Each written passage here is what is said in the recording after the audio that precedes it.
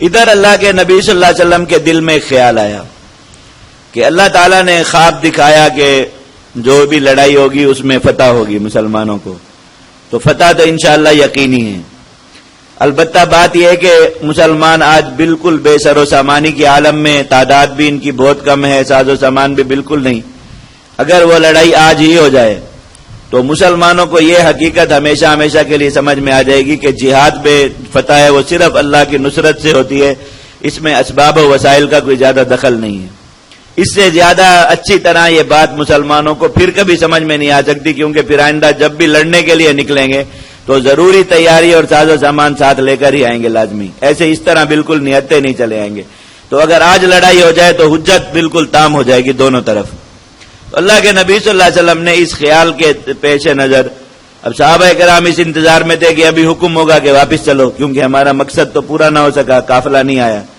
اللہ کے نبی صلی اللہ علیہ وسلم نے حضرات صحابہ کرام کو، میں اشیرونی، مجھے مشورہ دو کہ ہم لڑیں یا واپس چلیں۔ اب صحابہ کرام کو یہ بات، یعنی اللہ کے نبی صلی اللہ علیہ وسلم کے مزاج شناس تھے، انہوں نے کہا کہ مشورے کی تو کوئی بات ہی نہیں تھی، اور ہم اس وہم و خیال میں بھی نہیں آئے تھے کہ لڑیں گے۔ اللہ کے نبی صلی اللہ علیہ وسلم کا اس موقع پر مشورے کے لیے فرمانا مطلب اس کا یہ کہ آپ لڑائی کا ارادہ فرما چکے۔ تو سب نے اتفاق کر لیا۔ پہلے حضرات شیخین نے تقریر کی کھڑے ہو کر، پھر مقداد ابن اسود رضی اللہ تعالیٰ عنہ کی بہت مشہور تقریر ہے، اس کے بعد حضرت سعد ابن معاذ رضی اللہ تعالیٰ عنہ انصار کی طرف سے کھڑے ہوئے، اور سارے انصار کی طرف سے انہوں نے بھی حامی بھر لی کہ ہم لڑتے ہیں اور کوئی بھی یہاں سے نہیں ہٹے گا۔ تو اللہ کے نبی صلی اللہ علیہ وسلم نے فرمایا کہ اللہ کے نام پر صفیں بناؤ۔ اب مسلمانوں نے صفیں باندھ لی، لڑائی کی تیاری ہو گئی، اور جب لشکر آمنے سامنے ہوئے تو اللہ کے نبی صلی اللہ علیہ وسلم پر بھی ایک پریشانی کی کیفیت طاری ہوئی، اسلام اور صحابہ کرام کی جماعت کی فکر میں کہ کیا بنے گا اس جماعت کا۔ اور آپ میدان سے تھوڑا پیچھے ایک اونچی جگہ پر چھپر لگایا گیا تھا آپ کے لیے، جہاں سے پورا میدان آپ کی نظروں کے سامنے رہے، وہاں نماز میں مشغول ہوئے اور خوب رو رو کر اور گڑ گڑا کر اللہ تعالیٰ سے دعا کی۔ ادھر صحابہ کرام کی بھی یہی حالت تھی۔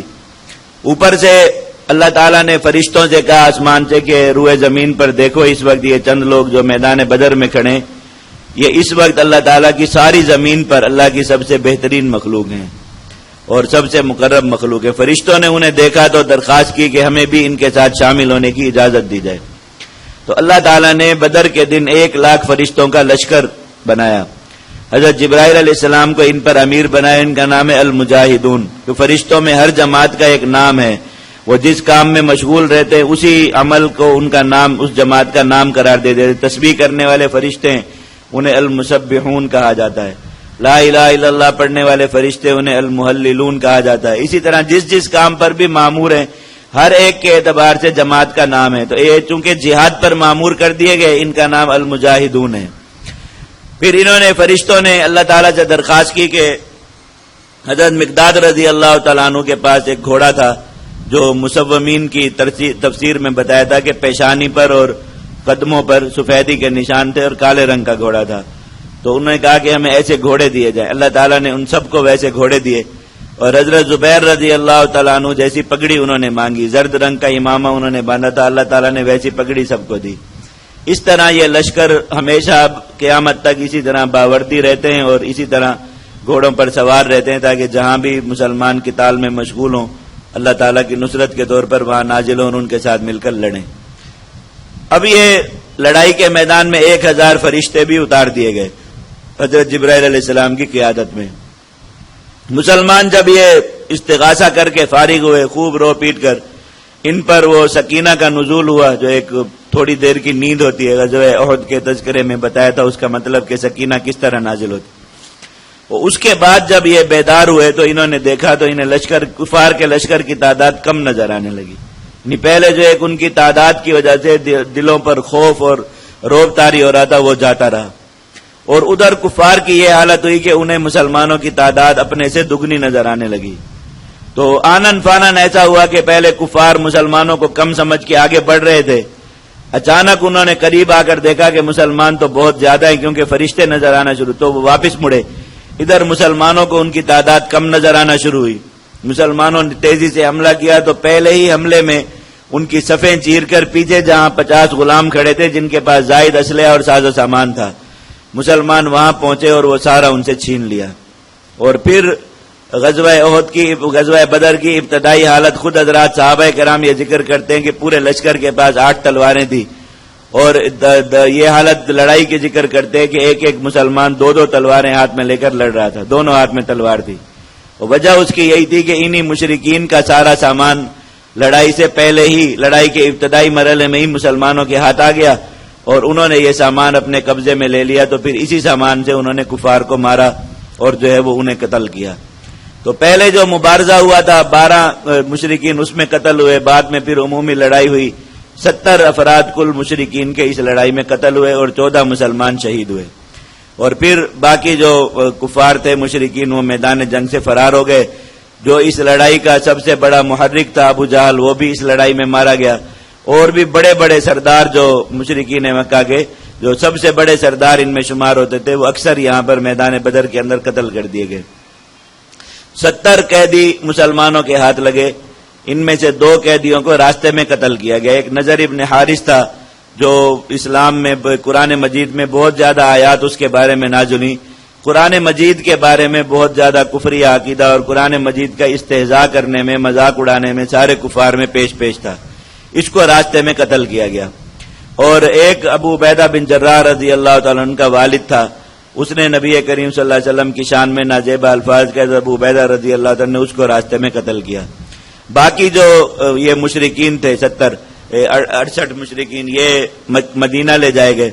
وہاں پر ان کے بارے میں نبی کریم صلی اللہ علیہ وسلم نے مشاورت طلب کی صحابہ کرام سے کہ کیا معاملہ کرنا چاہیے، کیونکہ قیدی کے احکام نہیں نازل ہوئے تھے، قیدی کے ساتھ کیا سلوک کیا جائے. تو سارے صحابہ کرام کی رائے، خود نبی کریم صلی اللہ علیہ وسلم کی رائے یہ ہوئی کہ انہیں فدیہ لے کر آزاد کیا جائے. اور جو لوگ فدیہ دینے کے قابل نہیں تھے، ان کے پاس بالکل مال نہیں تھا، نادار تھے، ان کے ذمے کچھ اور کام لگائے گئے کہ جب تک وہ کام پورا کر لیں. مثلا کسی کے ذمے لگایا گیا کہ وہ چند مسلمانوں کو لکھنا پڑھنا سکھا دے. کوئی اور پیشہ اور ہنر جانتے تھے، انہیں کہا گیا کہ وہ مسلمانوں کو سکھا دیں. اس طرح جس کا کام پورا ہوتا گیا انہیں رہا کر دیا گیا. لیکن اللہ تعالیٰ کو یہ مطلوب تھا کہ ان قیدیوں کو قتل کرایا جائے تاکہ کفار کے دلوں پر رعب طاری ہو اور ان کی عسکری قوت ٹوٹے، زیادہ سے زیادہ افرادی نقصان ہو، کیونکہ پہلا جہاد تھا. صحابہ کرام کی اس رائے پر اور نبی کریم صلی اللہ علیہ وسلم کے اس فیصلے پر آسمان سے عذاب نازل ہوا، لیکن اللہ تعالیٰ نے وہ عذاب دکھا کر واپس اٹھا لیا. اس کا تذکرہ بھی سورہ انفال کے اندر موجود ہے. اللہ تعالیٰ نے فرمایا کہ اس جو ہے وہ کام کی وجہ سے کہ آپ نے قیدیوں پر نرمی کی اور انہیں چھوڑ دیا، اللہ تعالیٰ کا عذاب ہے. اور نبی کریم صلی اللہ علیہ وسلم نے اس عذاب کو اپنی آنکھوں سے دیکھا بھی. مسلمانوں میں 2 لوگ تھے جنہوں نے اس کے خلاف رائے دی تھی اور یہ کہا تھا کہ ان کفار کو قتل کیا جائے، بلکہ زیادہ مزید سختی رائے میں یہ کی کہ جو بھی شخص مسلمانوں کا رشتہ دار ہو ان میں سے، تو مسلمانوں میں سے اسی شخص کو حکم دیا جائے کہ وہ اپنے رشتہ دار کو قتل کرے. تو اس پر چونکہ اتفاق نہ ہو سکا تھا، اللہ کے نبی صلی اللہ علیہ وسلم نے فرمایا اگر یہ عذاب آتا تو ان 2 کے علاوہ حضرت عمر تھے اور حضرت سعد ابن معاذ رضی اللہ تعالیٰ عنہما، ان دونوں کے علاوہ کوئی بھی باقی نہ رہتا. بہرحال اس طرح، لیکن چونکہ بعد میں قیدی کا حکم یہی نازل ہو گیا، سورہ محمد کے اندر آیت آ جائے گی کہ اب امیر کے اختیار میں، وہ چاہے تو قیدی کو ویسے ہی آزاد کر دے احسان کر کے، چاہے فدیہ لے کر آزاد کرے، چاہے کسی مسلمان قیدی کے بدلے میں آزاد کرے، چاہے غلام بنا لے، چاہے تو جو ہے وہ اس کو مسلمانوں کے اندر جو ہے وہ غنیمت کے طور پر تقسیم کر دے، کچھ بھی کر سکتا ہے. اس کے جو ہے وہ اختیار دے دیا گیا پورا اس کو. تو اس طرح غزوہ بدر کا پورا واقعہ جو ہے وہ سورہ انفال کے اندر بیان ہوا. اس طرح اس کے جزیات اس میں آتے رہیں گے آگے آیات میں. اللہ تعالیٰ نے ان سارے واقعات کو بیان فرمایا اور پھر مسلمانوں کو خاص طور پر اس میں جو چیز سکھائی گئی کہ اپنے اندر وہ صفات پیدا کریں جو اللہ رب العزت کی نصرت کے آنے کا سبب بنتی، اور ان قوانین اور اصولوں کے تحت جنگ لڑیں جن کے تحت لڑنے سے مسلمانوں کو یقینی طور پر فتح ملتی ہے.